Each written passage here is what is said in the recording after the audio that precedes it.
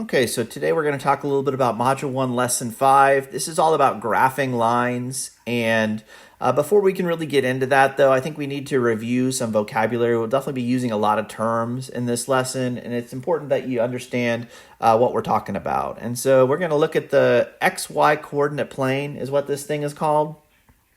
And it's made up of several different pieces. First off, the middle here, this point, is called the origin. So if you see that word origin, we're just talking about the center of our XY coordinate plane. And we've made this by kind of combining a horizontal and a vertical line. These are very important. The horizontal line is called the x-axis. And the vertical line is called the y-axis. And these two axes kind of together divide our XY coordinate plane into four regions. We call these quadrants. So quadrant 1 is over here. We use Roman numerals for these. And then the quadrants are numbered counterclockwise around. So quadrant 2 is over here. Quadrant 3 is over here. And then quadrant 4 is over here. Okay, so it's important that you're able to remember those terms. You'll definitely need them to answer some of the questions later in this lesson. Okay, so next let's graph a few points and then talk about where they are, describe the locations of these points. And we're not going to spend a ton of time learning this. This is hopefully something that's a review for you. If you do need a little bit of a review on this, don't hesitate to let me know if you need some help getting caught up on this again. But we are going to graph quite a lot in this course, so it's important that you're able to locate these points and then classify where the points are located. So if I'm looking at this point 1, 4 here, these ordered pairs are made up of x values and y values. The x value tells you how far to go right or left to get to your point, and then the y value tells you how far to go up or down. In this case, both of the values are positive. We're going to go right for the x value and up for the y value. So I'm going to go right 1, up 4, and that'll locate my first ordered pair. So 1, 4 is over here. And then if we're going to classify this, we're thinking about which quadrant this point is located in. This is in quadrant 1. So that would be the location of this first point. Okay, similarly, if we're looking at the point -3, -2, that's our x and our y value for this one. Our x value is -3. I'm going to go 3 to the left. Our y value is -2. I'm going to go 2 down. So 3 to the left, 2 down will put me over here, and this is quadrant 3. Again, starting from the upper right and then working our way around counterclockwise, this is our third quadrant. The last one a little different here. If we're looking at the point 0, 2, we're still thinking the x and the y value here. This time, though, our x is 0, so we're not going to go right or left at all. We're just going to go up 2 units, and so our point's going to be right up here this time. Okay, this point is not in a quadrant, so you don't want to try to label it like you have the last couple of points. What we would say instead is that this point is on the y-axis, right? So you got a couple of choices for how to label these points. If they're in a quadrant, you just want to tell which quadrant it's in, but sometimes they won't be. Sometimes they'll be on axes. We just want to label the x-axis or the y-axis for problems like that. Okay, so our eventual goal for this lesson is to take some of the linear equations that we've been working with all module long and get their graphs on a grid. And the reason why these things are called linear equations is because they're going to give us straight lines when we get the graphs going. But before we can do that, we do need to look a little bit more about how some of these linear equations, this is a 2-variable linear equation with an x and a y in it, how they kind of work with some of the ordered pairs that we just were working with. And this is an example of that, is 1, 2, a solution to this equation, 2x plus 3y equals 8. Well, to answer that question, all we're going to do is we're going to take our ordered pair, we're going to plug it in for x and y in our equation. So, this is our x value, this is our y value. We'll substitute those in. So 2 times x is 1, plus 3 times y is 2. And then we're just going to work it out, and we're going to see if we get a true statement or not. Here, 2 plus 6 is 8. And so that is a true statement. So the answer to this question is yes, that ordered pair is a solution to our equation. We know that because when we plugged it in, we did get something that was true. Okay, if this had been something else that didn't work out, then it would have been false. The answer would have been no instead. Okay, so now we're going to actually graph one of these linear equations. Y equals negative 4x plus 7 is our equation that we're starting with here. And we're going to get a straight line on our grid eventually, but what we need to do is we need to get a few points in order for us to get started. And the nice thing about these linear equations is they're going to go forever, kind of in both directions. So you can kind of pick whatever you want to work with.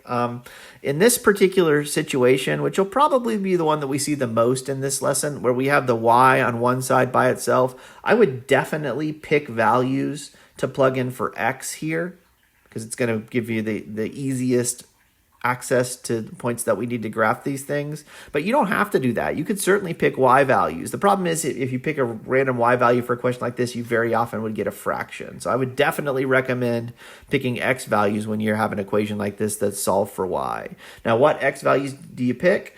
It doesn't really matter. You can kind of pick whatever you want. Anything will work. I would keep it simple. Like I'm just going to pick values like 0 and 1 and 2.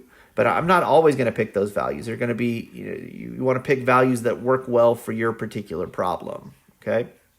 And how many do I need in order to get a graph? Well, 2 points define a line. So if you can get 2 points, it's really enough to get a graph, but it is a good practice to do 3 points because that third point will serve as a check. If you get those 3 points and they're all lining up, when you graph them, then you can be pretty darn confident you've got it right. But if 2 of your points line up and then the third point is kind of off in its own, it doesn't line up with it, then you've made a mistake and you can go back and correct it. Okay, so let's get started here. What we're going to do first is we're going to take our x value that we've picked, we're going to plug it into our equation, and we're going to see what our y value is that goes with that. So if I start with the 0, y equals negative 4 times 0 plus 7. Negative 4 times 0 is 0. 0 plus 7 is 7. So 0 and 7 is going to be a point on our graph. Okay. Similarly, if I plug that 1 in for x, negative 4 times 1 plus 7, we'll work that out. It's negative 4 plus 7. Looks like 3 to me. So, sorry. Trying to get all this on one slide is challenging, so have to bear with me there. So we'll plug that 2 in. Negative 4 times 2 plus 7. Negative 8 plus 7 is negative 1. Okay, and there's our 3 values. So now we want to see what this looks like plotting our points. Now this is going to be easier for you in my math lab since it will give you nice straight lines and work things out. But again, you'll have to bear with me since I'm using this whiteboard. Not the best tool for graphing, but we'll make it work. So 0, 7 is our first point. Our x value is 0. We're not going to go right or left at all. Our y value is 7, so we're going to go up 7. Right up here. Okay. Next, I'm going to look at the point 1 and 3, 1 to the right and 3 up. It's going to be a point on our graph. Go ahead and label that. And then finally, 2 and negative 1 will be a point on our graph as well. And again, you'll notice how these 3 points, they do all lie on the same line. That is something that won't happen if you make a mistake. If you make a mistake, one of your points will not line up with the other 2, and you can catch it and you can go and correct it. So that's why I would recommend you don't have to do 3 points. Some of the questions in your homework you might, but in general, you don't have to do 3 points. But it is good practice because it's going to allow you to catch any mistakes that you might have made.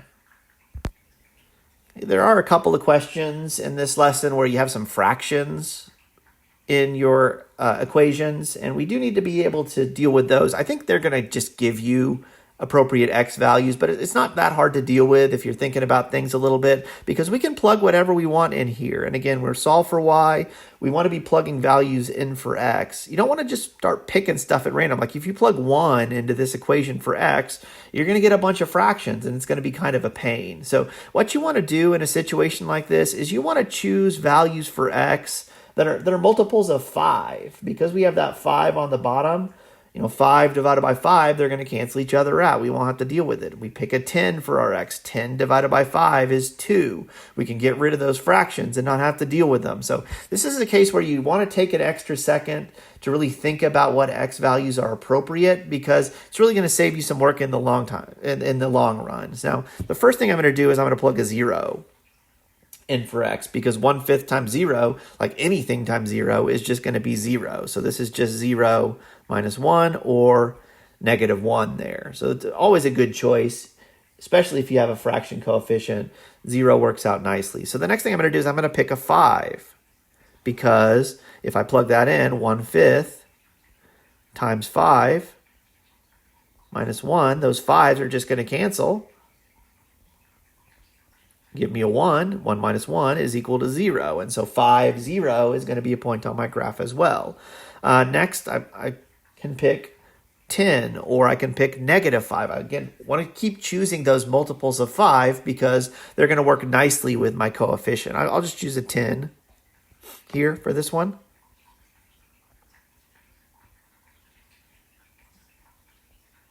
And this is going to work because 10 divided by 5 is 2. And so 2 minus 1 is 1. So 10, 1 is going to be a point on my graph. And again, don't have to have 3 points unless it specifically asks you for it in the question. But getting 3 points is good practice, because it's going to let me find any mistakes that I've made. So let's put these on our grid and get our graph. 0, -1, right down here. 5, 0 over here. And then 10, 1. Over here, and looks like they line up pretty nicely to me. Again, sorry about my graphs. It's the best I can do on this whiteboard, but you'll have access to the MyMathLab graphing tools. Yours should look a little better than mine. Okay, so hopefully that's okay with that. Look at one more. Okay, so let's graph one more line that's slightly different. In this case, x equals 3 is our problem. And this one's different because there's no y value in that. And this messes people up sometimes, but really it's a good thing, because what that's telling me is it doesn't matter what my y value is, right? I can kind of pick whatever I want over here. My y value is not present in my equation, so I can kind of pick whatever I want. Maybe I just pick 1, 2, and 3 for y. And if I look back at my equation now, it doesn't matter what y value I pick. My x is always equal to 3. So for all of these points, my x is equal to 3.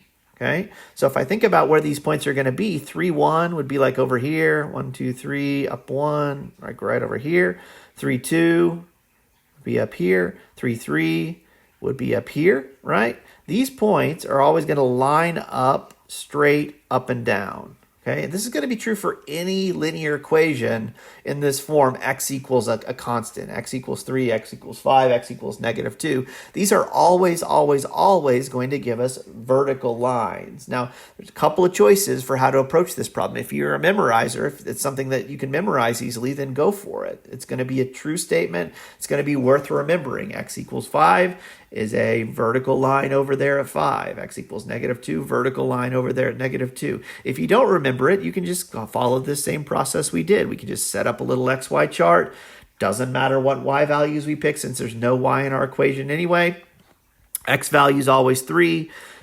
We're going to get those points that line up straight up and down. Okay. Very similarly, if we have an equation that's like Y equals 5, we're going to get a horizontal line running across 5. Okay, y equals -1, horizontal line running across -1. So these are kind of special cases for these linear equations we'll run into. They're not hard to deal with, but you do need to practice a few times to get the process down. Okay, so hopefully that's enough to get you started on Module 1, Lesson 5. Please don't hesitate to let me know if you have any other questions.